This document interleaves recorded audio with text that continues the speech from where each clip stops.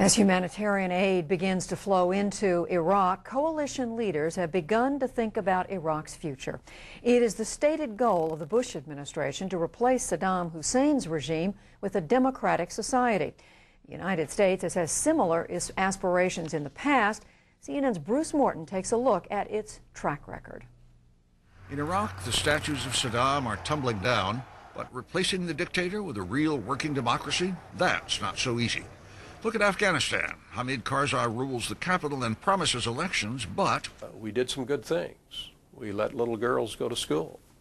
Yet it's clear, I think, that we're not prepared for the long haul in Afghanistan. And the warlords are increasing their power, and Taliban seems to be sneaking back in.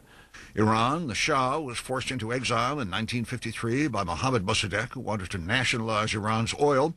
A CIA-led coup put him back in office, but he was no Democrat, ruled supported by a tough secret police, until Ayatollah Ruhollah Khomeini overthrew him in 1979. Nicaragua, Ronald Reagan's administration backed the Contras, rebels against the left-wing Sandinista government. They had elections in 1990 and neither side won. They elected a moderate, Violeta Chamorro. Some violence still, but democracy may be taking hold. The Philippines, maybe.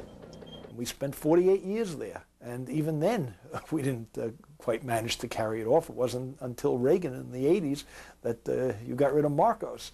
South Korea took 35 years to get anything resembling democracy. In Haiti, the U.S. restored Jean-Bertrand Aristide to power in 1994, but democracy? No way. Haiti is not Sweden. You can build democracy in Sweden.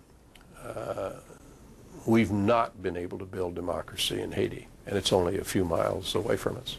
Japan and Germany after World War II, yes. But they're so different from Iraq. You know, Japan and Germany had essentially homogeneous societies, not the kind of ethnic and religious divides that you find in Iraq. The U.S. invaded the Dominican Republic in 1965, restored President Joaquin Balaguer to power, but few would argue democracy has really taken hold there. South Vietnam, the U.S. backed a series of leaders. Ngo Dinh Diem was the first, but none won popular support, and the communists conquered Saigon in 1975. Building democracy isn't easy. It's awfully hard in American foreign policy to stay focused on one country. Just because there's so many crises that come along. And I often ask myself the question whether my former colleagues in the Congress, 5 years from now, for example, will vote $5–6 billion a year for Iraq. I doubt if they would. President Woodrow Wilson said World War I would make the world safe for democracy. Well, you know, here it is, 2003, and this was back in 1917. Wilson was predicting that, and we've come nowhere near close to it. Changing regimes is painful, but the United States over the years has been good at it. Growing democracy is much harder, and the U.S. hasn't been as good at that. Bruce Morton, CNN, Washington.